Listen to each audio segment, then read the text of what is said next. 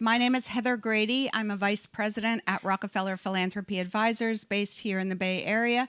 I lead on a few things, including our Shifting Systems initiative, which has been going on since 2016.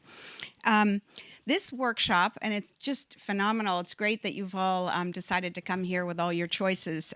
We aim to promote a systems lens for impact investing, obviously to achieve deeper and durable positive impact. We're going to explore how impact measurement can, and our approach can be used for different asset classes and different purposes.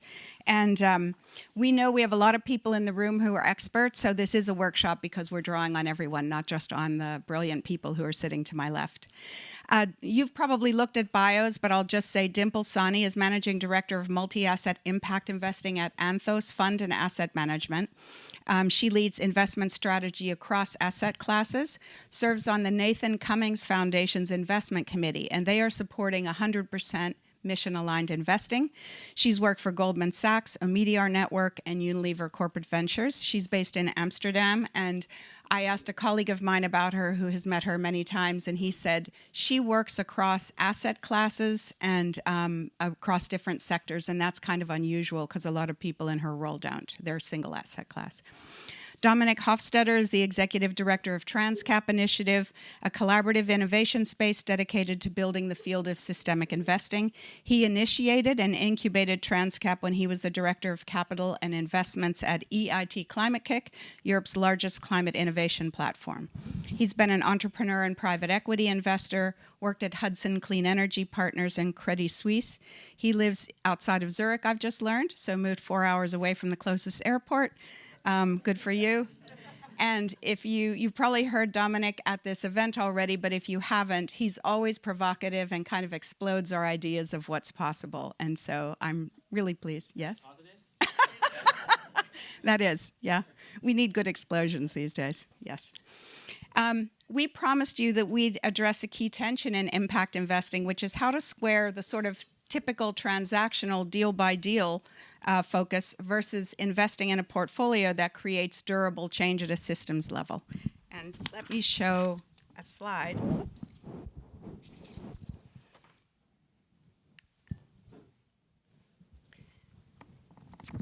This is a slide of the kind of typical questions that we ask.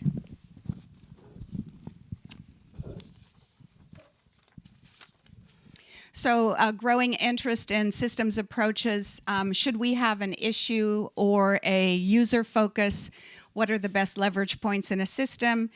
We have incredible advancements in IMM, impact measurement and management, over the last 10 years. So, and we have innovations in that area, but that brings tensions as well. So we'll be hearing today about some of those.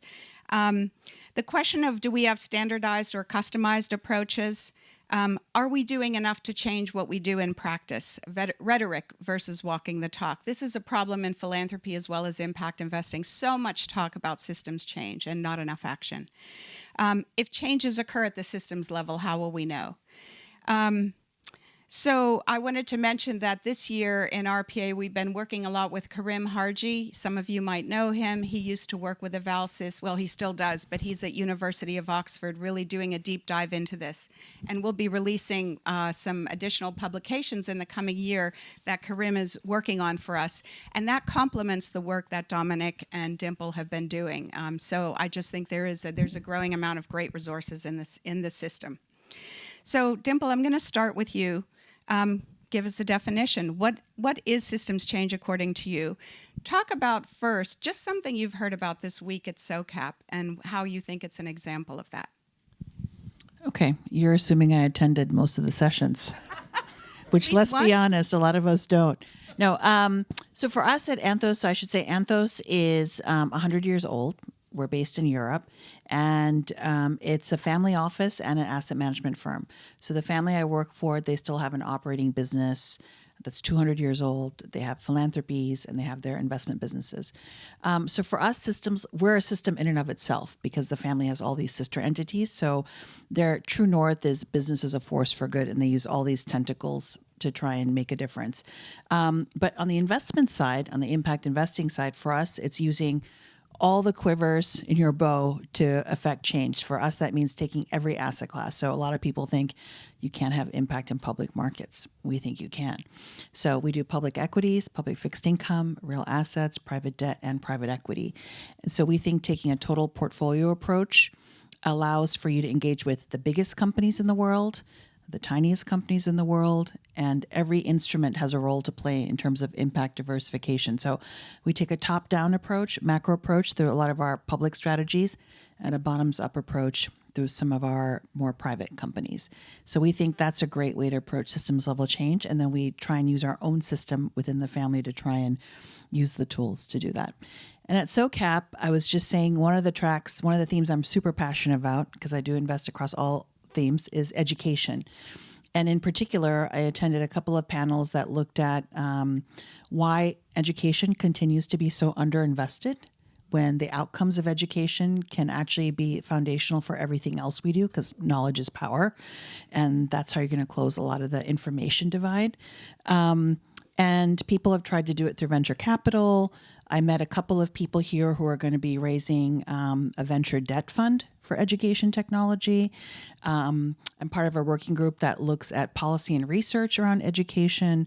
So it was great to see that people are taking a more, not only a vertically integrated approach to education, so up from primary, secondary, tertiary to workforce development and then upskilling in jobs, but more of a horizontal approach as well. Is, how do you engage parents, teachers, students, policymakers on education?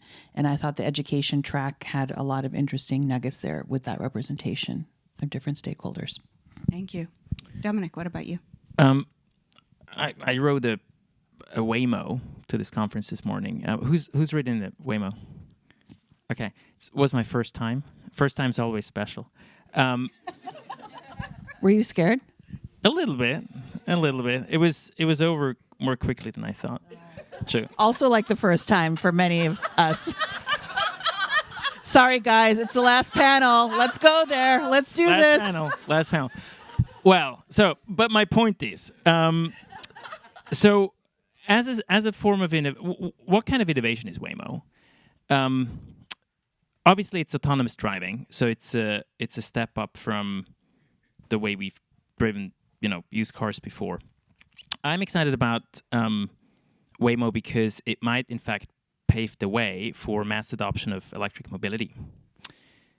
But I'm even more excited about Waymo because it is a potential segue to a new model of car ownership. Well, actually, not car ownership. We won't own our own cars.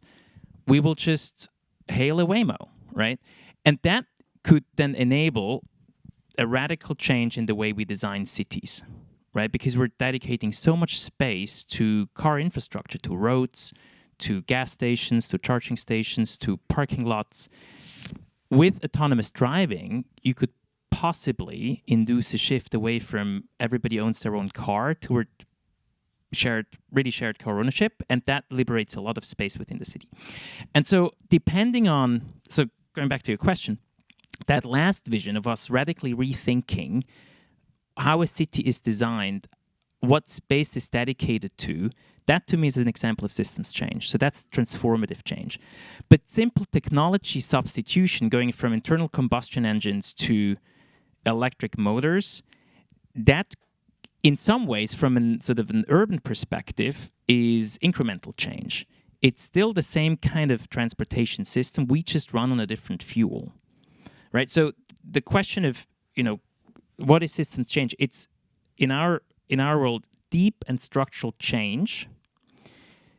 But how it expresses itself in context really depends on sort of where we are and who gets to set the change agenda.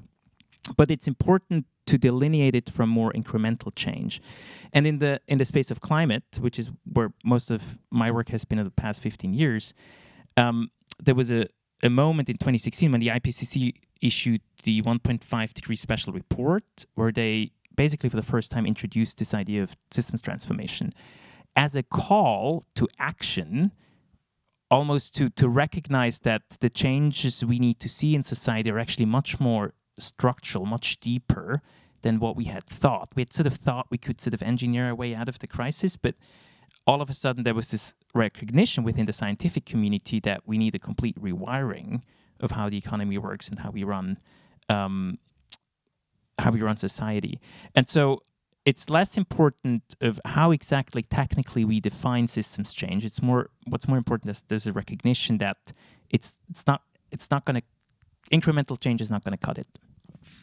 Thank you. It's interesting. I live here in the Bay Area, and there's a lot of debates here about those cars and about driverless vehicles. And it would be interesting to have a future discussion based on what you just said, because you're sort of, it seems as though you're sort of agnostic about whether there's an employed person inside of it or not, but you're looking at it as a step to something, as a deeper change. Is that correct? Is that fair to say? So okay, so you're pointing to toward complexity of these issues, right? So obviously I embrace Waymo because it's a possible pathway to rethinking how we plan and run cities. And at the same time, that transition will be painful for some, right? Because a lot of people might lose their jobs, people who today are behind the wheel and make a living that way, which I guess is part of the reason why for the past 10 years, this idea of a just transition has gained traction. Maybe a little less so here in the US, but certainly in Europe, it's very, very high on the political agenda. And so not only does it matter where we go, but also it matters how we get there, not just for the people who will be affected and sort of from a moral perspective, but from a political perspective as well. And a lot of the backlash that we see, or a lot of the resistance to change, come from the people who stand to lose in the transition. And so, and then depending on what system we're talking about, if we're talking about the food system, the people against change in that system are extremely powerful, at least in the country where I live. And so they have the power to bring that transition to a halt. So we need to bring people along. It's the quality of that change that matters as well. Yes, thanks. Something you said reminded me, when we have workshops like this and people want tools, I wanted to point out that based on what Dimple and Dominic and many others do, it's fair to say that the starting place for tools in working on systems change is either about the questions that we're asking and exploring, or about the behavior that we are showing and doing. So I think if that's not our starting point, we're probably using tools in a more superficial way. Let me now go to just the second and last opening question, which is about how to actually measure systems change. And here I think it's really useful to have some specific examples. So Dimple, maybe something from education, or really anything, any of the investments you've made and how you know they're really creating a systemic change. Yeah. I'll paint one small example and then a bigger example. So education technology, just to pull that thread through. We've invested in an ed tech fund called Learn Capital. They used to be based here. They moved to Austin like so many Bay Area people. But anyway, when they were measuring their outcomes, I said, it's about access, it's about affordability, and it's about quality. How are you measuring the outcomes? Not outputs, not how many kids are getting chairs in the schools, but how are they learning? And that takes time. So this particular fund, they created an impact advisory council. They hired a professor from Stanford who looks at outcomes and GDP multiplier effects of what happens when people are educated. They have teachers, they have investors, and they have entrepreneurs. So like a mini microcosm of the stakeholders you need in education. And they also use statistical models to test the statistical significance of the outcomes. So they use a universal score called PISA, which is all over the world, to say, okay, at T equals 0, when we invested in this company in this country, what was the baseline of educational outcomes there? And based on the multiplier effect this company is having, what is the PISA score 1 year out, 2 years out, 3 years out? So that's an empirical research metric. Then they use a GDP multiplier effect that Dr. Eric Hanushek, professor at Stanford, embeds his research on. So it's really about using data and qualitative case studies to be able to see what are the actual outcomes and what are these kids growing up to do? How does it really change their life? Then in the system I work in, which is the Brennick-Meyer family ecosystem, they come from fashion, one of the worst actors in sustainability, you could say. So this family had a company for 200 years, fast fashion. It's like Old Navy, H&M. And a few years ago, around the time I joined 10 years ago, they said, we realize we're one of the worst actors. What can we do to change the way fashion works? So in their operating business, which they still have, they had plants in Bangladesh, Myanmar, distribution channels all over the world. They started to say, we're going to make T-shirts that use a lot of water, and we're going to source, we're going to change the way we're going to use recycling, upcycling materials. We're going to source organic inputs like cotton. And they changed their whole model of design and production. They had a green supply chain now, fair trade. So that's as a business. Then they created something called the Fashion for Good Institute in Amsterdam, where I live, which is a museum and a plug-and-play incubator for fashion businesses with indigenous entrepreneurs. To say at the point of inception, when you're creating a new design, whether it's textiles or accessories, infusing sustainability and equity in at the very concept of it, so that the fashion companies of tomorrow won't have to change their behavior because they were created with all these principles in mind. So they're trying to disrupt themselves, essentially. And then they have created fashion funds to be able to help fund other kinds of supply chains and fashion-oriented companies that are using this new line of thinking. So in the way they operate, in the way they invest, and then they've diversified out of fashion as well into a renewable energy business, a vertical farming business. So for their own family legacy, their kids want to inherit businesses that inherently have a great social impact. The philanthropies are all measuring net zero targets. The family office is doing it. The holding companies are doing it. We've changed the way we travel. The food in the cafeteria is now all organic. Our office is green, literally and figuratively. There's succulents growing everywhere. So, they took charge of the system that they're in control of and started to implement these changes. So as an employee, it's really fun to just be surrounded by it and have all these self-reinforcements, so that it's not just about your job and your lever.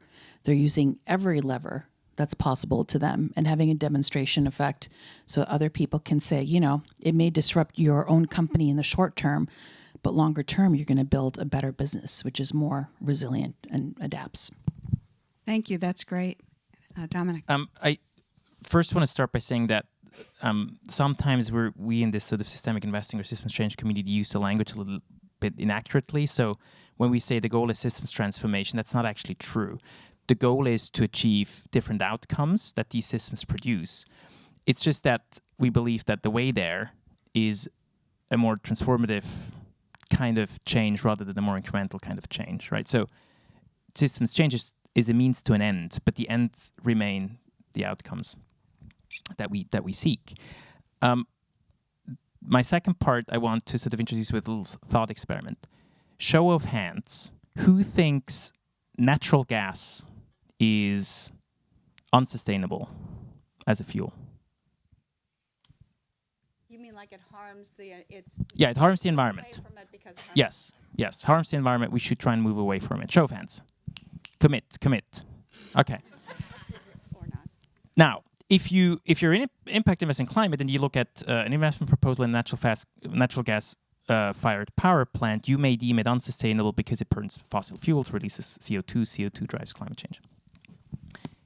If you're a systemic investor, you may have a very different take on this, because a lot of energy systems that are currently dependent on fossil baseload like coal power, and want to transition to renewables, which are intermittent, will need a fast ramping source of energy to help stabilize the grid. And natural gas power plants are good for that and could in fact enable that system over the next 20 years to transition. So in other words, investing in a natural gas fired power plant could make a whole lot of sense from a sustainability perspective if you take a systems lens. So the point about this is that in thinking about impact and impact measurement, what we're saying is that the question is less about what does an individual investment produce in terms of outputs or outcomes on its own, but how does it make the whole, your whole portfolio, systemically impactful? And you may add something that doesn't make sense individually and isolated, in an isolated manner, but makes a whole lot of sense from a whole portfolio perspective. So where our work is trying to go with this is to figure out what does systemic IMM look like if we go from the single unit to the portfolio as a whole. What do we pay attention to? Do we look at system structures? Do we look at systems, at the feedback loops within those systems? Do we look at industrial organizations? So kind of emergent properties of the system that continue to produce outcomes that we want to change. And how do we need to rewire, redesign it in order for those outcomes to start to change? Thank you. And for anyone who's interested in more on this, I know, Dominic, they can go to the TransCap website. Dimple, for your work, is there anything, I'm guessing there's not much publicly available about how you do systems change measurement, or is there? Well, there is. So we were a very closed, private family office up until 2 or 3 years ago, and then we launched our websites. So small step for mankind, big step for this family. Big step for this family. No, we have published publications on, if you go to our website, which is anthosam.com, there's a whole research tab. So we've done publications with the GIN, that's with 2 N's, Global Impact Investing Network, on systems level change and how 2 eyes, pairs with tonic, And so we wrote a white paper with them on it. We've also written white papers on family offices, so other wealthy families, and how can you use all the tools in your toolkit, because you probably have a microsystem in and of your world itself. We've written papers on next gen and how they can start to create businesses, or once they get control of their purse strings from family members, how they can start to think about systems level change. So you'll find we have our annual responsibility report that shows exactly how we do it across the firm to achieve this net zero target. So yeah, go on our website. That's great. I can't remember if you mentioned this, but it's the same family that founded the Porticus and the Loudus Foundation. So you might know that or have heard of them, if not Anthos. Okay, I'm not sure how we're going to go in. We were going to have tables with like 7 to 10 people at a table. I'm going to leave it up to my 2 colleagues on the right to figure this one out. But before we go into tables, let me just show a couple of things here. We often in RPA, as I said, we've been working on systems change as it relates to philanthropy and philanthropic investment since 2016. And then a little bit after that, a couple years later, we worked on, we have adapted that for impact investing. And this is just an example of the kinds of questions that we ask. We have some handouts, but not enough for everyone. So I'm glad people are just taking photographs of this. There's many different kinds of questions, but really, again, I think it starts with how we behave, how we're interacting with the people who we are either giving philanthropic resources to or interacting with in terms of investments, returnable capital. We also, just to say again, if we're using a systems lens, it helps us to shift what we invest in terms of types of capital deployed, what kind of criteria we use, how we assess risk, how the portfolio is constructed, and so on. And also how we measure. What are we thinking about in terms of return expectations and time horizon? What's measured and who decides? What metrics are used? What are the negative or unintended effects? I'm sure anyone here who's ever done either philanthropy or investing knows that it often happens, negative unintended effects, sometimes positive. What's the nature of additionality and influence, and who holds accountability for changes? So these are the kinds of questions that we hope that you'll be thinking about today. But you can either think about these or just dive in with some of the comments that Dimple and Dominic shared. We're going to come back around 2:15 or so and ask for some of the groups to say some of the highlights of what you talked about, and then I'm going to ask Dimple and Dominic to kind of give some reflections on what they've heard. Maybe when you're in your circles, if you could just everyone go around super briefly, just say your name and what organization you're with, so you have a sense of who's in your group. I think there is a cost to thinking about systems level change and measuring systems level change because very few people have done it that way. We're kind of inventing it as we go along. So the idea of who takes that on that cost, and how do you get less resourced firms, companies, investors to think about systems level change, and is there a technical assistance program, or how can other people subsidize that? I think it's a good question. Look, sure, family offices can play a role, but I think every family is so idiosyncratic. Some will care about systems level change, and some won't. I think there's a big role for the multilaterals, so governmental institutions. So the World Bank, for example, they have a global perspective. It's not just North; it's global South. In the United States, of course, it's kind of at the state level. Let's see what happens next week. I didn't want to go there, but I went there. And every country, I think it's structural, right? So you have to think about it. And I think it could be people need to infuse more systems level thinking in schools, university. So again, the next generation of entrepreneurs, investors start thinking with a system level point of view. But where does the money come from? The cost? It's a good question. I don't have an answer. Now I have something interesting to say, I think. And it ties back to something that's been said in my group, which is what do we measure for? And usually we measure for accountability, for reporting purposes. But measurement can be an incredible source of information and insight directly related to the risk-return aspects of an investment activity.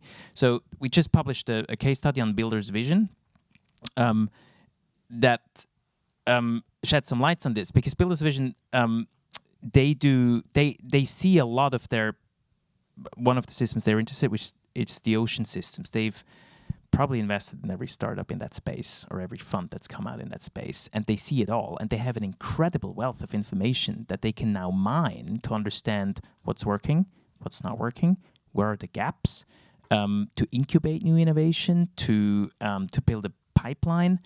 Some of that is related to, not everything, but some of it is related to impact measurement. And if you take sort of that approach to interpreting or framing measurement, it's not just the cost. It could be a USP. It could be a competitive advantage. Yeah. I think it's important to note Builder's Vision is also a family, right? So again, it's a family. If you have a singular stakeholder, he or she can take a unilateral decision to do things like that. But most of us we also work with a single stakeholder, but most people work with multiple stakeholders. So it's easier said than done. And I used to work for a public finance grant maker, and the reporting requirement, accountability, were just, ridiculous. So yes, being a principal at the head of a family office certainly gives you the opportunity to ask for the right kind of measurement in the right time, and to do interesting, meaningful work with it, rather than just looking at an impact report. Look, that's interesting. And I want to build on that and just say, if any of you that work in climate, there's a really interesting network now called Climate Smile, and it's a group of funders that decided that it's ridiculous how many different measurement metrics the funding community is asking their grantees to do. So trying to converge that, because the same grantee will be getting funding from 20 different climate funders with 20 different reporting systems. And I think what it's taking us to is measuring short-term KPIs that are defined in terms of outputs for the length of the grant period or the investment period, which is often 2 years, instead of saying, if we were really looking at systems change in terms of climate, what would we need to look at? And that is what we should be measuring together, not tied to grant or investment periods. Yeah. So there's some innovations going on. I also just wanted to say on trust-based philanthropy, I think we do measure progress with trust-based philanthropy, but the thing is, you give a grant or an award to an organization that you trust because you think that's great leadership, that's great work, here's your money, and you don't micromanage it. They are the ones you're giving the funding to. It's their strategy. It's their plan. They're the ones that say, this is what we believe we should measure to see if we're making a difference. But it depends. Trust-based philanthropy is another word that can be defined differently by different people. defining what a system means to you. Every organization needs to do that. And at the sound of it, systems level change sounds really intimidating and complicated and big. And so I think you can distill it for each of your organizations and make it much more digestible, whether it's hyper local or leveraging partnerships, amplifying what you're doing. One of the models that I think, Adam, you said this, was like people in LA when they're trying to tackle affordable housing and incarceration is people in their locality wanted to tax themselves more to be able to pay. And I think, it's not our job to tell people what they should be doing. If there was a groundswell effort where people could be like, yeah, I'm willing to pay a higher tax because it's going to change the system I live in. Most people don't think like that, at least in the United States. They don't think like that. We pay a lot of taxes in Europe. And not in Switzerland, but other places. No, but I mean, I can see the value of my taxes in the Netherlands, for example, whether it's cleanliness. We have very little homelessness. We've done a fairly decent job of integrating our refugees and migrants. Our public transport's really cheap, clean, affordable. We also ride our bikes everywhere, of course. But I can see where it's going. So anyway, I thought distilling it down to whatever systems level thinking works for your organization. How do you leverage partnerships and networks? What's the role of transitioning companies? What are the incentives for people to move to systems level change? And do you use a carrot or a stick to do that? So yeah, a few little epiphanies. Which I think the broader point for me here is that systemic investing is an invitation to bring context back into capital deployment practices in a way that we're not often doing today. So context, oftentimes for us in our work, that's place-based context or particular value chains or supply chains, but there's no such thing as a global food system or a global energy system. All systems have some, or local in some sense. And by giving a context, by bounding a system, all of a sudden we get a much clearer sense of what systems change could look like in a place, who we need to consult with, who we need to pull into a participatory process to define the change vision, and then also how we're going to measure that. So systems change might sound abstract and beyond our reach, but the moment we give it context and localize it, it actually becomes much more graspable. I'd say for many organizations that want to go on this journey, the goal doesn't necessarily be to do it all on your own, right? But using systems tools like systems mapping to understand where's your place in the system and who else is in other places and how can you connect, which also I think should help with maybe some fundraising or capital raising that some of you might be doing, because you can, with a systems map, a causal loop diagram, you can actually articulate to funders who might be focused on a particular part of the system to say, look, if you don't also take care of that other part where I'm in, you're not going to achieve your outcomes because you may produce a lot of outputs, but those outputs will not be worth much because other places in the system aren't ready or aren't in place yet. So everybody can do their, contribute something, but you don't have to do it all within one organization or within one platform.